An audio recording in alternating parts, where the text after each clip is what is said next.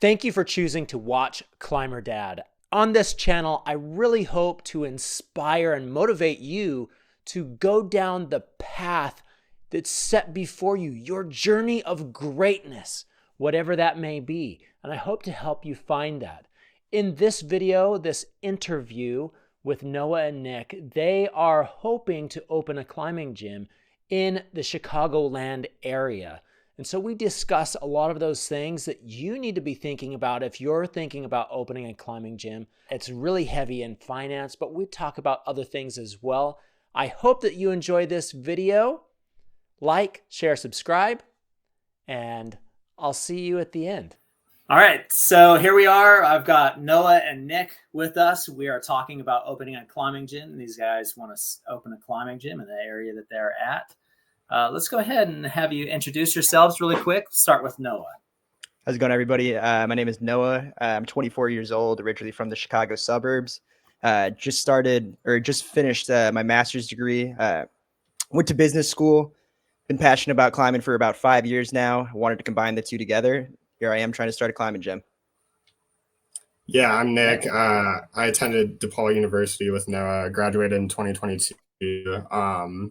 Working as an accountant right now. Feel passionate about climbing though, and Noah approached me with the idea of opening a gym. So here we are. We reached out to Sam, who seemed to be a recurring good resource. So thank you so much for having us. Yeah, I really appreciate you guys reaching out to me to use me as a resource. I've been around for a little while. I've seen a few things, so hopefully I can help you out. I've been able to help others out on their journey to successfully opening a climbing gym, and I hope that happens here as well. That's kind of what I'm doing on YouTube, is I'm trying to help inspire people to follow through with their dreams. And hopefully those dreams don't become nightmares. That is always a possibility, but it is also always a learning experience. So Noah, I'm going to have you, since this seems like this is like your brainchild, just kind of briefly describe your vision on what you're trying to do. So essentially, I'm trying to start from square one, from nothing. The area that I'm looking at building a gym in is, historically, I would say underserved for a lot of, just like recreational activities, especially something that's kind of niche like climbing. I see this as an opportunity to build a whole new community in an area that is completely lacking in anything like this. Looking down the line, I see a vision for, franchises kind of expanding throughout that area. Who knows, maybe even going nationally. But at the heart of it, I see an opportunity to build a community and bring something new to an area that, has recently gotten so much new investment. So many new families are moving. The opportunities are endless, and I just see this as a great catalyst to build that community and expand climbing to an area that isn't quite familiar with it yet. Okay. And that's some ambition right there. Now, we were talking before we came on the air just a little bit. Noah, you're working as in a wealth management firm. That's correct. Yes.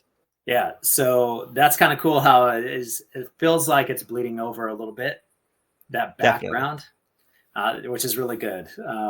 You can franchise. There's one gym owner or company that we worked with quite a bit when I was working at Rockworks. We've built several of his gyms, and he started it out and just got a really good program together and was able to turn it into a franchise, and it's worked out really well for them. So it's going to be about systems and programs. If you want to turn it into a franchise, that's what's going to attract others to that, is coming up with something that's really, really good. That's easy for other people. So that's cool. Do you know about what square footage you want to have for a climbing gym? So we've looked at some numbers, and from what I've seen, we've seen like roughly between 20,000 and 30,000 square feet. I don't know how accurate that is. That might be a little north of what's realistic. But again, it's about just getting our foot in the door and getting getting the first one. That's all we need. Maybe Yeah, I guess maybe the square to footage won't be as high, but again, it's about just getting that first one. yeah, I guess to piggyback off that, I don't know if we mentioned this at all, but I think kind of what we were seeing online and just sort of planning it out was seems like we kind of want to stick with like bouldering for the most part. Seems like the square footage requirements on that would be a little less strenuous. There'd be less like other costs. Just trying to keep things realistic and start the business small and hopefully expand is kind of the where we see it going. Yeah. Now, let me talk a little bit about that. Why bouldering gym might and might not be better. Okay. So, as a builder and starting out in your planning where you guys are at, you're talking square footage for your climbing surface because that's really that's where the numbers come from as far as the investment goes. But the return is not exactly equal. Climbing gym owner, instead of thinking about the square footage, you really need to think about climber lanes. Mhm. A climber lane is going to be approximately 8 feet linear surface. So across the floor, about 8 feet, that's a climber lane. And that's going to show how many people you can have in there climbing at a time on the wall. Mhm. So if you have a wall that's 40 feet tall and 8 feet wide, that's one climber lane. Mhm. But if you switch that around, and 8 feet is not very much of a boulder problem, but you have 40 feet wide and 8 feet tall, there's a lot more climber lanes Mhm. in that exact same square footage. You're going to be able to have more people climbing at the same time. So that's why a bouldering gym could work well for someone when you're starting out. Mhm. On the flip side, and this is what I ran into with Clarksville Climbing Gym, because Clarksville Climbing Gym was a bouldering gym only. The area that I was in, there wasn't bouldering in that area. So it was always about educating people. When they would first hear there's no ropes, they would automatically think about Alex Honnold free solo. Like that's what they would think about, like that would be a thing. Like there's no ropes, like I'm gonna come to your business and die or get really hurt because there's no safety. And they don't realize that like there's a lot that goes into it as far as the safety goes. And bouldering is more dangerous. Mhm. But there was always this challenge of education. Whereas if I had ropes, I don't think that I would. Of course, I would have still had to educate, but I wouldn't have had the same problem. Mhm. And so, having a mixture of bouldering and at least some top rope in there Mhm. would be a benefit. You would be 100%. able to, you'd be able to attract people that really don't have any idea about climbing. They just see, oh, okay, there is safety gear there. Mhm. From an untrained eye. There's safety gear in a bouldering gym, usually 12 inches of foam on the floor, and a class to teach you how to fall. Mhm. But Right. with ropes, people recognize ropes. My biggest reservation, just like because I originally really liked the top rope idea, but my concern came from almost like an accessibility standpoint. Just because, like, I don't know, you think about bouldering, what do you need? You need a pair of shoes, you need some chalk. Yeah. When you start, getting into, top rope lead, what do you need? Like, you need a gree, you need an ohm, you need all the carabiners, you need a harness, you need the rope. So just from like a sheer cost and accessibility standpoint, it seemed like it might have been like a larger hump. But again, I don't know if that is an actual hump or if I'm just being, anxious about it. I think that your upfront cost is going to be more when you add ropes. There's more gear. There's more training for your personnel. Mhm. And you're going to add square footage without adding more climber lane. So those are all things that would make it harder to get to the starting line. But then once you're past the starting line, it's going to be a lot better, in my opinion. Also, that's coming from somebody that ran a bouldering gym only. So maybe the grass is always greener on the other side. But, you know, I really do think that the benefit, you're going to have benefits of both. Now, there are climbing gyms in this area, right? Yes. Like, so from the area that you're looking at, how far away is the nearest gym? So the nearest gym is about like a 55 minute drive. Okay. Yeah. Okay. And have you honed it? Like, do you have property? Do you have a location that's picked out? No, not yet. Okay. I think we've done like a little preliminary research, but nothing like super serious yet. Okay. So you kind of have an idea of where you want the climbing gym at. We're going to say an hour to the nearest climbing gym. Yeah. Those now, once you get up into that other area where there are climbing gyms, is there multiple climbing gyms? Are they different companies or? There's a single one within so the area we're talking about is Chicagoland. Within the city limits, there's I think 5 total climbing gyms. There's a mix. I think there's like 3 bouldering and 2 top rope, and then outside of that, within the suburbs, there's one that I can think of that would be, you know, quote unquote competition for this potential gym, and there's only one of them. It is top rope focused. It seems like it might be a little bit dated in terms of just facilities itself. So there's definitely an opportunity to make something new and not really have this other gym affect us. Okay. So this other gym that would be considered competition, how far is that? The 50-minute one? Yeah. 50 minutes away? Okay. Yeah. So would you consider yourself in the suburbs of Chicagoland? Yeah. Okay. 100%. All right. What's the surrounding population of where you're at, the people that you'd be serving? So the area we're looking at is between 450 and 500,000. Okay. That's pretty decent numbers there. Have you looked into city data to get like the average household income? We looked at some age statistics and stuff like that, income, stuff like that. We got a kind of a rough estimate. We're reaching out to our school to see if they've got kind of like any resources to get maybe like more specific, like marketing research and stuff like that. But kind of from like our preliminary stuff, what we found was there's a lot of younger people moving there, kind of like late 20s, mid 30s, having families there.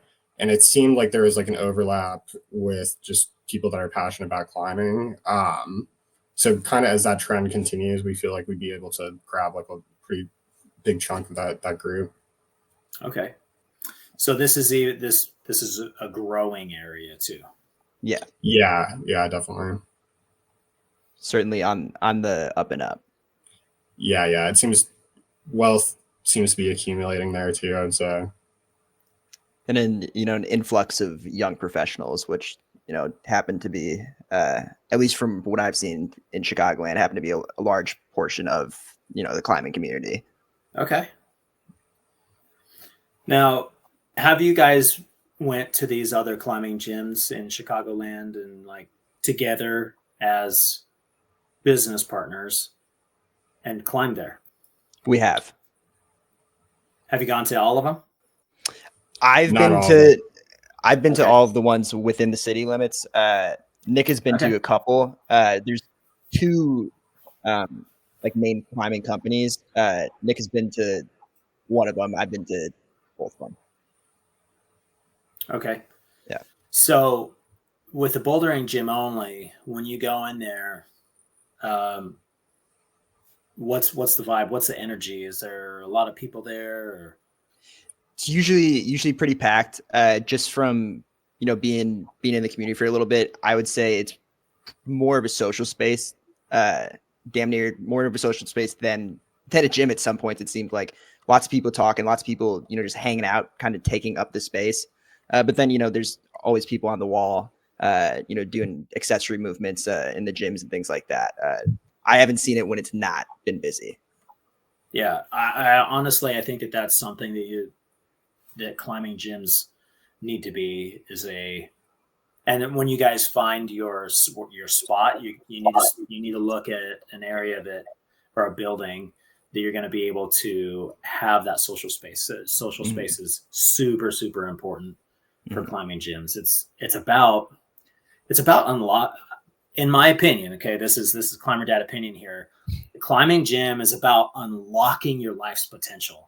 And a big part of that is going to be socializing with people that are also trying to overcome problems. And that's what attracts people to a climbing gym is like, okay, here's this boulder problem or this climbing wall, talking to maybe about, or some lingo that somebody that doesn't know climbing would use is like, here's this wall and I need to try to get up that. So if I can teach myself to get up that, then maybe I can deal with this other part in my life as well. And it attracts that type of people. And so when they get together, that socializing is so empowering for people. So I'm glad that these other gyms are taking that. I think to that point, like even anecdotally, something I see on like social media a lot is I feel like a lot of people in our generation are kind of searching for that like third place that's between like homework and then there's somewhere else too that I think is kind of like lacking just with like a lot of people, I think especially post COVID, like you've lost like a lot of like social relationships, or at least like I have personally. It's kind of harder to meet people, and I think like the gym in particular is like a really like great place to like kind of fill that third place and also just socialize, stuff like that. And that was definitely something I've like noticed just on like when Noah's like taking me to like the gyms and stuff. It is really cool, like even compared to just like weightlifting gyms. It's like everybody's hanging out. It feels really cool. Yeah. It's a great place to meet people. Way better than the bar, I think. Yeah, definitely. Yeah, I would agree. And yeah. So, what are some of the hurdles? And you mentioned as well that you have a bunch of questions for me. Do you want to just start going through those questions? Yeah, I mean, yeah, so like the finances. Yeah, let's just get right into it. So just off the bat, what's our biggest cost going to be here? So your biggest cost is probably going to be in real estate. That's what I figured. Makes sense. Yeah. So if you're in a booming area, that means that the real estate is also booming. There's two ways that you can go at it, and there's not a right or wrong answer. You can go into it with the idea of cash flow and keeping cash flowing. In that sense, you're going to try to want to rent or lease a space. That gets a little risky, I think, for a climbing gym, because you're putting a lot of money into the space, and to pull, it's almost impossible to pull that back out. So if you have to move or if you have to close your business, that investment of building the climbing wall, it's just almost, not quite, but it's almost just going to be washed away. Like you're not going to be able to move it as successfully. There have been people that have tried to do that in the past, and it does not work very well. So that's what makes sense. Yeah. So keep that in mind if you're looking at leasing a space. Now, that may be the only option that you have. When I was looking at it, that was the only option that I had. Now, then you have your other side, which is owning the real estate. And when you own the real estate, now you have a chip that you can really put some leverage behind. And if bad things happen, like let's say the economy just totally tanks, it's not just a climbing gym. Now that's also real estate that you can help leverage to stay alive during those slow times. Yeah, that totally makes sense. think we had like kind of considered both options. I was like wondering, I guess, from your experience with like working with other like gym owners and then also like owning your own or leasing the property, do you like investors like kind of like look at it as sort of like a combination, like they're investing in both like the like real estate and like the gym itself, or is it sort of like separate entities, I guess? I think one of the things that we're trying to figure out is like if it would be possible to like get land if we're able to kind of like sell it, is not only like are you investing in like the gym itself, but also like a really booming real estate market. Yeah, so banks for sure are going to want to see real estate. Yeah, or at least a lot of personal investment. They don't necessarily need to see real estate, but personal investment, money down. That's really important. I'm going to share my screen here. So Nice. here's just a quick spreadsheet. This is actually it's pretty old, so I would like to go through it again. I can share this with you guys if you want it, just so you can kind of get some numbers. So I'm going to just go through this here. The very top line, which is going to be your second biggest investment, just the climbing wall. And this is just the climbing wall surface that it's talking about. $30 a square foot, I would say, is very conservative. And if you want to build a 20,000 square foot climbing gym, that right there is 600,000 by itself. But if you come down here to the bottom, after all the other stuff, which I would have to go through and add like a lot more to this, right now we're just sitting under 800,000, but I guarantee you, once I adjust the other things for this, you're going to be looking at over $1 million project for that size of a gym. Whereas if you jump in with a smaller gym, not saying that this is the way to go, but it might be. Let's say you build a small gym, a way to get your foot in the door. Maybe you're in an area or a space. You find a space that you could expand as it gets better. You're now looking at 350,000. That's much more manageable. Right. I think a lot of the like kind of initial research we were doing kind of had similar numbers around like 1.5 million. Okay. Yeah, it can be a challenge, man. It can definitely be a challenge. So yeah, it makes sense. Yeah. In terms of funding, like how did you fund your gym? Dedication, patience, and a lot of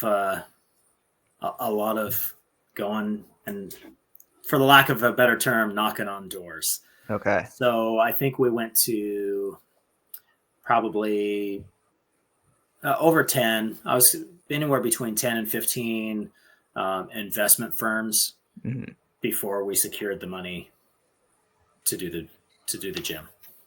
Got it. And that was without real estate. So Okay.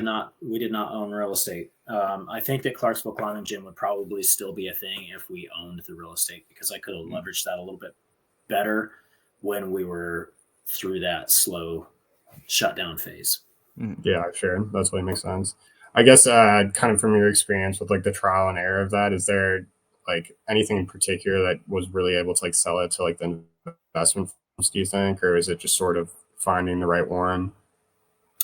Yeah, you definitely, when we finally got financed, it was through a company that had already worked with climbing gyms in the past that were very successful.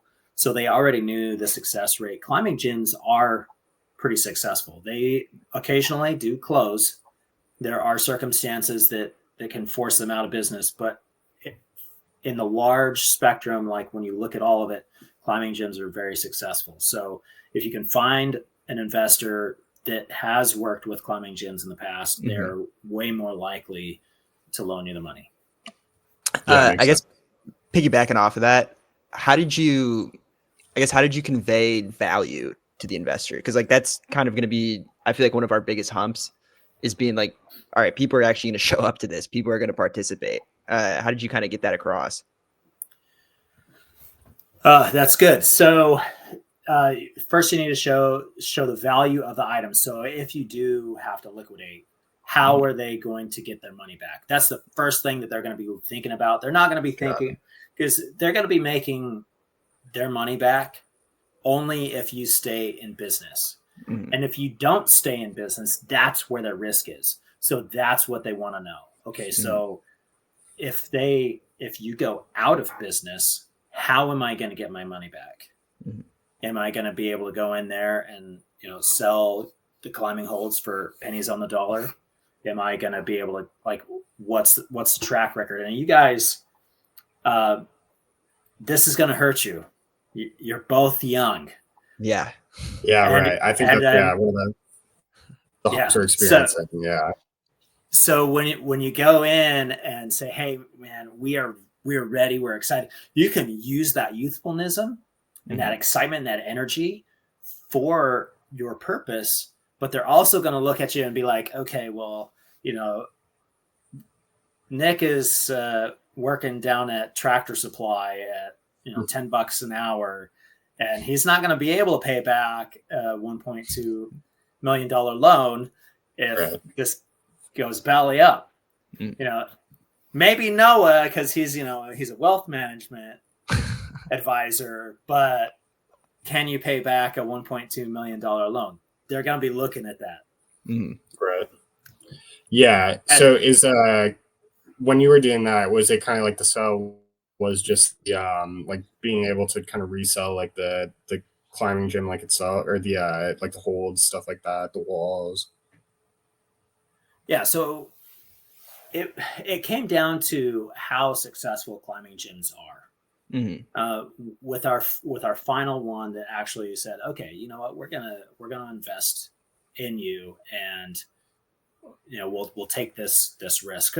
We actually went with two. We went with a financial firm, and then we also got an angel investment group as well. So we got, which actually made it really, really sticky, because the financial firm was like, whoa, no, we don't want other hands in this pot.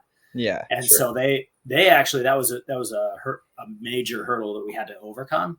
And they actually loaned us less money at the end because of that. So had we just went with this firm, we would have ended up probably with a little bit more money. So kind of keep that in mind. But it's about it's about selling the success. And if it does go belly up, what are the avenues that you're going to be able to pay it back? Right. When once you actually got the funding, did you do that from like an equity perspective or a debt perspective? Like, were these investors buying into the company, or are they just loaning you the money? Loan. Okay. Yeah. Got it. And so I guess go ahead. You can go the other way around too. There is a potential of finding some investors that want to just it's called a vanity business, where these wealthy guys can say, yeah, I own a climbing gym, right? And they give you like X amount of dollars for 1 or 2% of ownership of the business, and they get to tout to their friends of how cool they are because they did this. Which, if I had the money, I would be one of those guys. So I'm not knocking them. Right. Yeah, they're out there. I never found them, but I know that they're out there. Yeah, totally makes sense. How did you like actually go about finding investors? Because like that's just, we're young. Like my immediate question is like, where do you start with that? Yeah, so you're gonna start with banks. So prepare your business plan, and your business plan for the banks. And honestly, I only used my business plan for the investment, and then I had a separate business plan that I was using to help steer the ship, so to speak, which was based off of the long formatted business plan.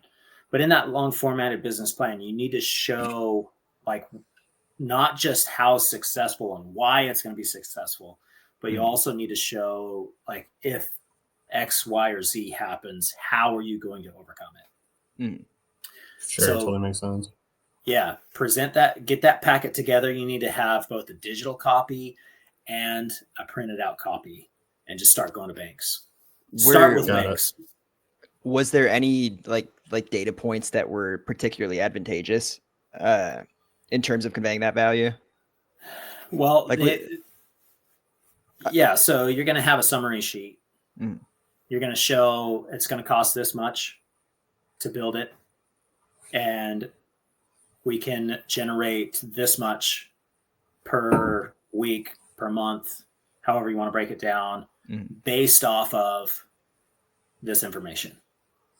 Yeah, I guess from what we know, it seems like definitely when coming to like larger investors like banks, and not like so much like angel investors and stuff like that, it seems like selling like the financials almost is like kind of a big part of it. I guess when you're coming up with like those financial models about just like projecting like this is how much we think we can make per week and stuff like that, were you doing that internally, or were you like reaching out to other people to help you with that?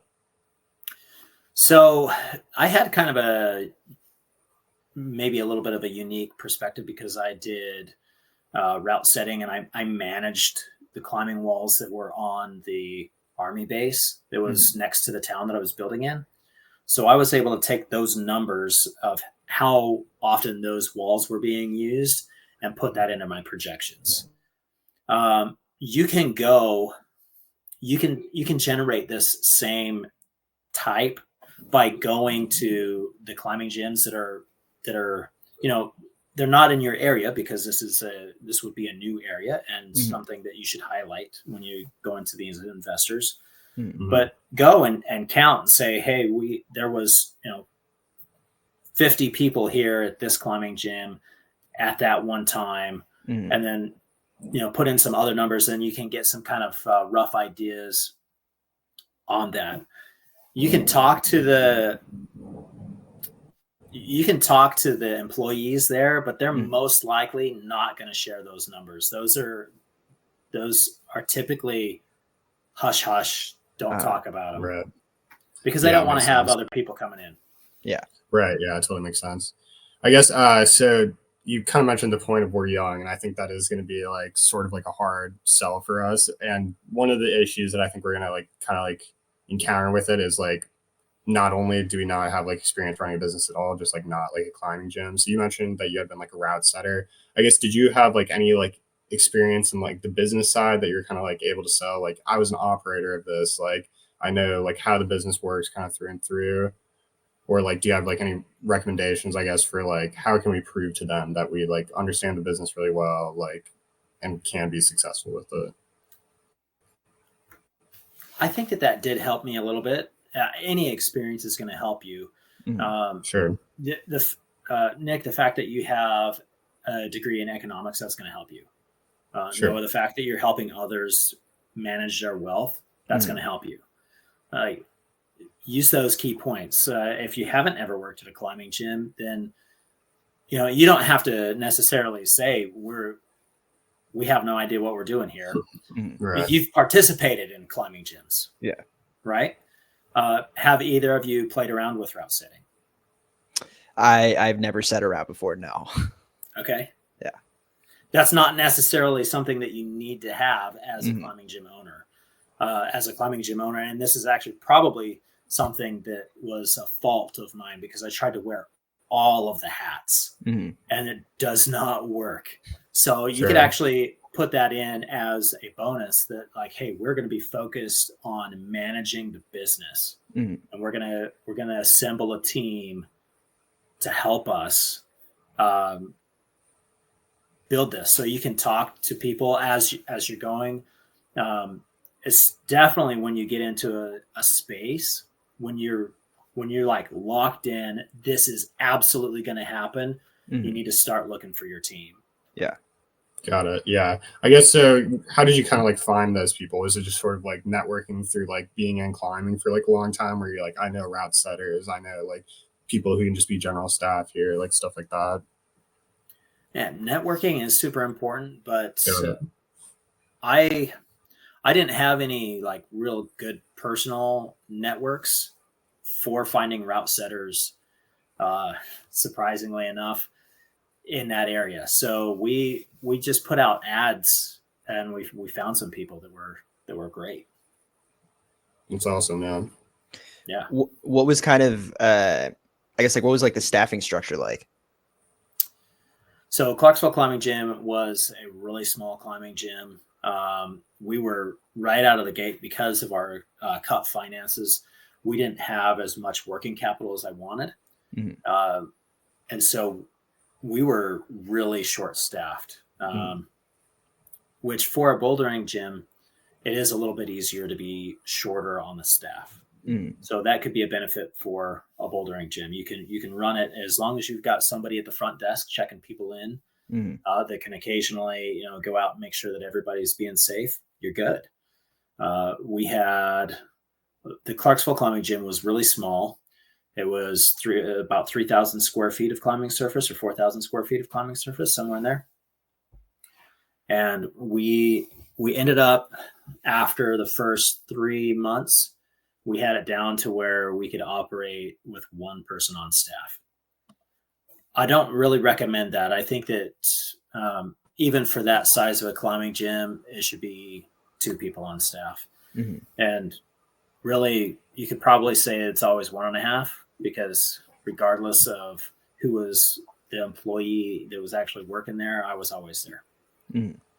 Got it. Makes sense. Yeah. Yeah. I guess, yeah. Or go ahead. Sorry, I didn't mean to interrupt. That's okay. I was just going to say that it takes a lot of devotion. Mhm. Like, you really got to be committed, especially up front. And your investors want to see that as well. Like, hey, these guys are going to be really committed to this. Yeah, it totally makes sense. I guess for sourcing those numbers that you like brought to like the investors, was this kind of just like based on like experience, or did you kind of reach out to vendors like preliminary to kind of just like get some feel for the numbers? As far as like what it's going to take to build. Yeah, just like with like the startup costs, like obviously you showed us like the $30 a square foot like climbing wall. I saw Yeah. Numbers online, but did you like specifically like contact like some vendor and say, hey, this is what they're going to quote us at, or like anything like that? Yeah. So this was a lot of research in Mhm. 2017. Okay. So, and prices have changed a lot. Sure. So these Yeah. prices, also the $30 a square foot, that's with a lot of sweat equity. Mhm. If you're going to have a builder come in and build, which I highly, highly recommend, Okay. you're going to want to bump that number up to, like, it's been a while. I would reach out to people. You're going to want to bump this number right here up to, I would say, $50 a square foot, Mhm. maybe even a little bit more. But yeah, definitely got to do research. Got it. Um, Yeah. That. I don't know if you'd be comfortable sharing this on call, but like, do you have any recommendations for vendors, like immediate contacts that would be advantageous to us? Okay, so I worked for a while with Rockworks, so that makes me partial to Rockworks. Okay. Sure. I still love Rockworks. I think that they're a fantastic company. They actually will help you start your business. So if you want to be like, I just want to own and operate a climbing gym, I don't want to do all of this research, you can hire them to do that for you. Mhm. There's other gym builders that will do that as well. I know that Vertical Solutions will do that as well. Waltopia is a really big gym builder, but they're not based in America. So I would try to stick with some builders that are here in America. There's plenty of them that are really, really good. So I would try to stick with somebody here, especially if you're going to have them help you do research on the market. Yeah, that totally makes sense. And Yeah. would that be as simple as writing an email? Probably. Okay. Yeah. Google Rockworks USA. Mhm. and then reach out to them. Perfect. Got it. Yeah. And you can let them know that you talked to Climber Dad and that I sent you their way. Perfect. Will do. Yeah. So, Yeah. Will do. yeah. Yeah. That's awesome. I guess so. Knowing you've kind of been on like YouTube and stuff for a while, do you think that kind of like impacted? I guess one thing we're like kind of thinking about this is like sort of, you know, marketing, social media perspective. We can get like some kind of like hold there, especially to like sell to like investors. Do you think it was like big that you had like the YouTube channel that had like a big following to investors, or do you like was it not particularly advantageous? So I did not have a YouTube following when I Oh, not started. prior to. Okay. Yeah. In fact, this that experience is one of the things that led me to starting a YouTube Got it. channel. Is we were going to do a Kickstarter campaign, which is a whole other story I don't want to really get into. But with that campaign, it's really important that you have a good quality video. And so instead of hiring a video production crew, I wanted to learn how to do that myself. And so that's when I started making videos for YouTube. Yeah. And when I got funding, I guarantee you I had less than 1,000 followers. So. Yeah. Right. Yeah. That makes sense. I guess one thing we were kind of curious about too, I know you kind of like mentioned like the upsides and like downsides about just having like the bouldering gym. One thing that I think we noticed with just doing like some of the research was like going into the gyms in person is it seems like a lot of them, particularly like in the city, have like sort of like an Olympic like lifting gym like built into them. Do you know have like an experience about like I'm assuming your gym like didn't have one, but do you know any gym owners that have had like been able to sell it as like this is not only like rock climbing gym, you get the added bonus of having the gym itself? Yeah, that could actually be a huge part of your business. I'm gonna slide you guys around. Noah had to leave for a second, and it switched up the order. I'm gonna just put that back in the same exact order that it was. Sounds good. Okay, so let's talk about that. That's an opportunity that I started looking into. I wish I would have ran with it a little bit more, because if you have a full service gym, there are large businesses that have a program as part of their just physical fitness and keeping people well, that business will pay for gym memberships, but it has to have certain things. And it's usually like treadmills and weights. So if you have that, then you can go to these large businesses. Like I'm sure there's some like big manufacturing businesses or something like that that's not too far away. I mean, that's what drives population is jobs, right? So you can go to them and say, hey, we will give you guys a deal. We have this. It's going to lower your insurance costs for your people to offer this. And of course, you need to do your research on that. So you're giving them actual numbers on what it would be if it will lower their cost for them to offer gym memberships, and then present you as that option. So you could potentially have a whole slew of members that they think it's a good idea and their company's going to pay for it. So they're going to get it because it's at no cost to them. And you may see them a couple of times, and you may really spark off some people that would have never come in otherwise, which could lead to a whole other group. So yeah, that's something I never considered, but yeah, that is exciting. I do think like the area that we're kind of like researching does have like a relatively big corporate setting. So I think maybe looking into like having like a weightlifting gym in there could definitely be advantageous. So that's really good to know. Yeah, I guess just in terms of like networking, it seems like you had like a decent amount of like experience between Rockworks, you said it was? Yes.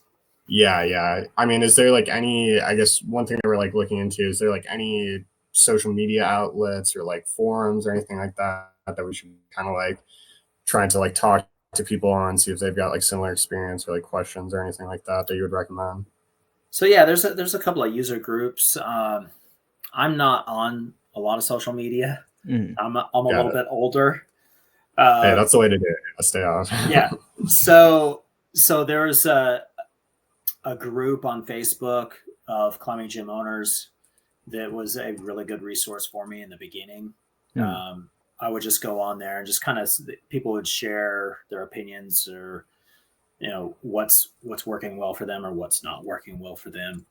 Got it. And you sometimes, yeah, like with anything with social media, you kind of have to sift through, and you really learn a lot in the comments, not the main post. So keep that in mind. Like look at the comments, which I want to point out. Like if there's anybody that's still with us here in this recording, go down to the comments so we can see those answers. I read all of the comments on these and I'll respond to those. So if you are in the same boat as Noah and Nick, where you're thinking about opening a climbing gym and you don't hear the questions that you're thinking about, ask them down below and I will try to give you the best answer possible. Yeah, right. I guess jumping off of that, is there anything that you feel like we aren't asking you that we should know? Like, is there like a question you've been waiting for that we haven't asked? Not really. Like this is your journey. I need you to think about finances. That's going to be the biggest hurdle for you guys, is going to be finances.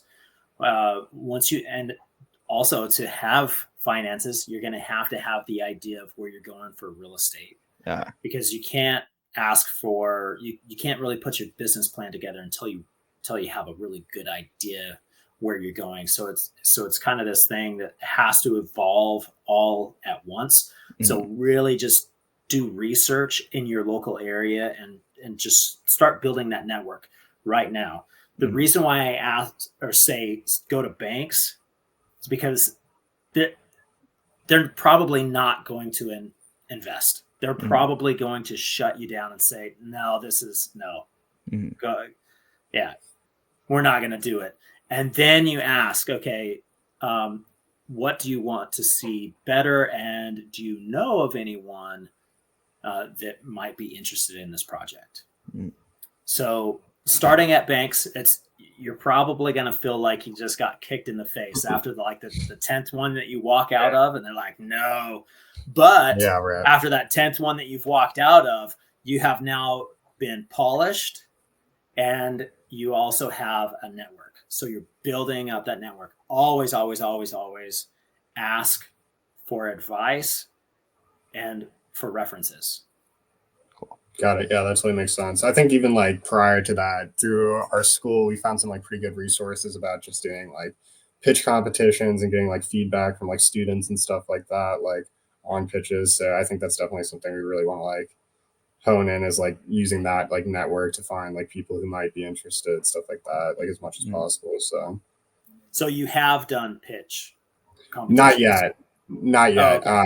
Yeah, it's kind of something we're like preparing for. There's one in May, or I believe like August or something. So we're trying to like set the deadlines, figure out like what we're still needing. So I think this call was super like beneficial, just in terms of figuring out what we need to convince people. Yeah. Something else that just came up into my mind as well on finances. So let me just share it real quick. Do not discount climbing companies.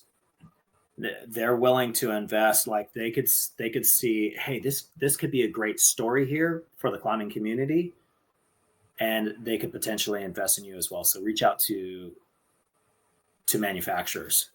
Yeah, that totally makes sense. Yeah, seems like a very like community oriented business, or at least more so than like a lot of others. Yeah. So I maybe falsely, but I do like see like a lot of like hope, just in the sense that I think like a lot of people are willing to kind of like take risks and support others and stuff like that. So right, and ask for help. Like it was shocking to me how many people reached out like after I closed my doors at Clarksville Climbing Gym. I had reps that I was selling their stuff that said, hey, we can put this program together and generate some funds for you. Do you want us to do that? I'm like, oh man, like a day late. Yeah, right. It's a day late. Like I wish I would have reached out. So that's why I say that. Like there are manufacturers out there. Like the climbing community, it may like as time goes on, it's starting to get more commercialized. So there are definitely people in the industry now that are money driven. Sure. But it wasn't like that 20 years ago. Yeah, yeah. And if you were in the climbing gym industry, it's because you wanted to be, not because you wanted to make money. It's because you just love it. Right. And that is still there. It's still holding on. And so there's a lot of people out there, a lot of companies out there that are just willing to say, hey, yeah, let's do this. Let's build you up. Yeah, right. And it builds them up as well. They understand that by building others up, it builds them up. Yeah, no, and I think that is kind of one of the reasons, like specifically, I feel like I kind of want to get into this like sooner rather than later, just in the sense that I feel like to your point, it is getting like a lot more like corporatized as like almost like anything is. So kind of taking advantage, or not taking advantage, but utilizing like the fact that like still very community based, like people want to like help you if you can help them, stuff like that. So yeah, I think it's exciting, but definitely a changing market, I think. Yeah, I mean it is changing. There you're seeing more people that are just money driven and Right, go yeah. off of business warfare Right, tactics. yeah. But Yeah. that's I don't think that that's the standard yet, and hopefully it doesn't become the standard, but it may. Right. Any other finance questions? I don't have any that I can think of. I think we kind of ran through our list. Now, is there Yeah. anything else you wanted to ask? I don't have anything outstanding now. Okay. So we've talked all about the finances. Is there anything else? Do you want to talk about design of the space or anything like that?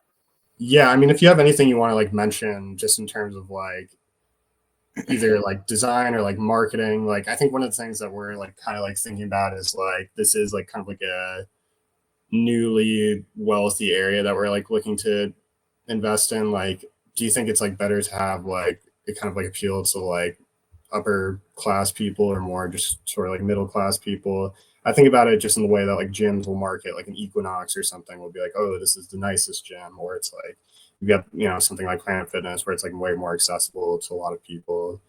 I don't know if you've like seen anything like the space where there's maybe an advantage if you go one way or the other. So I have seen that the way that climbing gyms are going today, you have to make them nice. Okay. Regardless of whether you are, who you are trying to target. They've got to have nice restroom facilities. Sure. They've got to have good. You've got to have good product in there.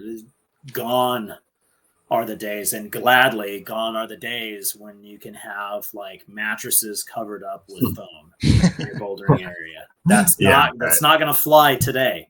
It could work in the 90s, but not today. Yeah, I guess like with that, is there like any like amenities that are sort of like a must-have or just like really like draw people in? I think like one for me that I like see a lot that I'm like, oh, that's a nice feature that I'm like would be willing to choose this gym over another is like a sauna or something like that. Is there like any that you've noticed where it like really draws people in beyond like besides just like the routes and like the gym itself? I don't know. I when you said sauna, I was like, man, that'd be nice. Yeah. If there was a gym around me that had a sauna, like I don't think I've ever seen that in a climbing gym, but that could potentially be good. Yeah. I would say like what has changed the most in my lifetime and in my experiences is the bathrooms. Like we went from, using like the climbing gyms would have like just nothing, like just a place to go relieve yourself to like full blown out locker rooms. Yeah. If you're doing a really big space, you've got to have a full blown out locker room. Sure. Yeah, that makes sense.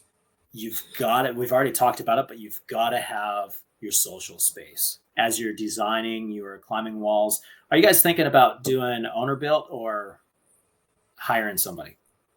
Definitely hiring somebody. Okay. That's good. I would recommend that. Even if I were to open up a climbing gym today, I would probably hire somebody. And I can build the entire gym. I know exactly every single step. So it'd probably be a pain. Maybe I'd be a painful customer for the builder, because I know everything on that life of building it. But if I were to open a climbing gym today, I would probably hire somebody, because that puts a team behind you. You don't actually, if you're hiring somebody, you don't have to worry so much about the layout of the space, because they already know. Like you have to have social space. You have to have the ability for people to flow through that space in that area and climb and visit and meet. So yeah, I think that's something I'd like definitely want to like lean into, is just like the aspect of it being like really social space, because that is one of like the biggest appeals to me, I think. And I think it is for like a lot of people too. So I think that's really good advice. Yeah. I guess just one question we'd have for you, like, is there any like common mistakes like you see climbing gyms make, like anything in particular where it's like this is something people always get tripped up on that like it's hard for them to get past? Like, is there any beginner mistakes that we should really try and avoid? Yeah, it's back to the finance. Your working capital. Got it. So you need to have, I would say, absolute minimum 6 months working capital. Got it. Meaning that if you have, I'm just going to throw out a number, and this is going to be for a small gym. Your cost of operation is 10 grand a month. You need to have at minimum 60 grand set aside that is, you only touch it for operational costs. That's not to be used for anything anything like climbing holds or gear. That's just operation cost. Sure. Yeah, that totally makes sense. Yeah, that's probably the biggest thing that trips people up. It tripped me up too as a new startup. Sure. Yeah. Just having money on hand to pay staff, stuff like that, in case the cash isn't flowing. Yeah, you need to be able to give yourself 6 months to really get the ball going, and that's a minimum. Most people will say a year. Yeah, you need sure. to have working capital for a year. Yeah, so I guess. Go ahead. Being able to save your money right now through this, like eat beans and rice, and save all of the money that you can. That you're going to be able to show that to your investors as you go pitch that. Say, look, we're doing this. I've been able to personally save $15,000 in the last 6 months to put into this investment. We're really serious about that, and I'm going to continue to earn money so I can put money into that. That was actually one of the things that people turned me down on the most when I was asking for financing. Is I was a tradesman, so I was at the time. So I was building climbing walls, and I was just doing random jobs. I didn't have like a really solid job that I can say, hey, look, I'm making $30 an hour or whatever, and I'm able to save this much money, so I'm going to be able to put that into the gym. Yeah, right. You're probably going to have to continue to work. Have a plan to where you can continue to work at your good jobs into the starting of the climbing gym. You're not going to be able to just, most likely. I mean, some people do it. I did it, where I just jumped in both feet and I was right there. But that also that can be a drawback, especially for investors. Yeah, right. Yeah, I think from like just sort of like a risk perspective for us, like we definitely are trying to like kind of come in it with like the least amount of our money possible, but you think like way easier, I guess, to kind of like get that financing. Like when you went to the investors, like was it you saying like I've got X amount of dollars saved that I'm willing to put forward, like this is kind of how I'm proving to you that I feel strongly in the business, or did you not like put that much capital into it originally? No, you have to put capital into it. You're gonna have to put capital into it if that means bringing on a wise business a third wise business partner, which can make things sticky. You can tend to go further with a business partner, but it does make things a little bit more sticky to work. But no, I don't think anybody is going to look at you seriously as far as from an investor unless you have at least 10% to put down on it. Got it. Yeah, that was gonna be my next question. Is like, what is that number? But yeah, 10%. Yeah, 10%. And it's been a while since I've been to to banks. That may, as the economy goes up and down, that number changes.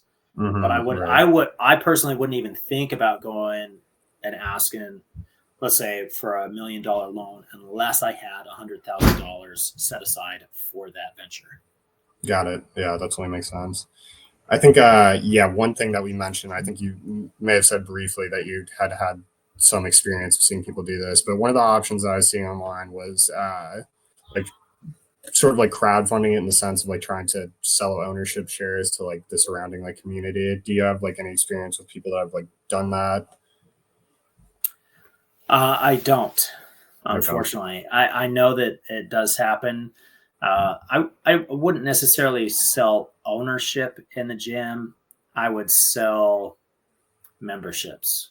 Sure. So I've seen people like that. You do a crowdfunding where you're offering a year membership. Yeah. Or some people even do some gyms even do a lifetime membership. So you put in this much money as an investor and you have a membership for life. I don't know if I would necessarily go that route, but I have seen that before. Got it. Yeah, definitely something to think about. Yeah. Yeah. Just to jump in, I'm actually running a little short on time. Okay. Yeah. So I may have to drop off here in a second. All right. Noah, do you have any last minute questions or something you want to say before you have to take off? Maybe not last minute questions. I mean, this has been incredibly helpful. So I just thank you for your time. Yeah. Seriously. This has been a wealth of information. And I really appreciate your support and all your help. Yeah, I really wish you guys well. This is it's going to be an adventure. It's going to be a journey, kind of like jumping off of a cliff might be. Hopefully you got a parachute. Right. Yeah. You may before that parachute opens up, you may smack the side of the wall a few times on your way down. But hopefully that parachute opens up. That's what I would love to see, is that you guys are able to soar. Yeah. All right. Perfect. Well, thank you so much. We really appreciate it. Yeah. Yeah. We'll keep you posted on how everything goes. But yeah, thank you so much. We really appreciate it. Thank you. Awesome. Yeah. Thanks for watching. I'll see you next time right here on Climber Dad.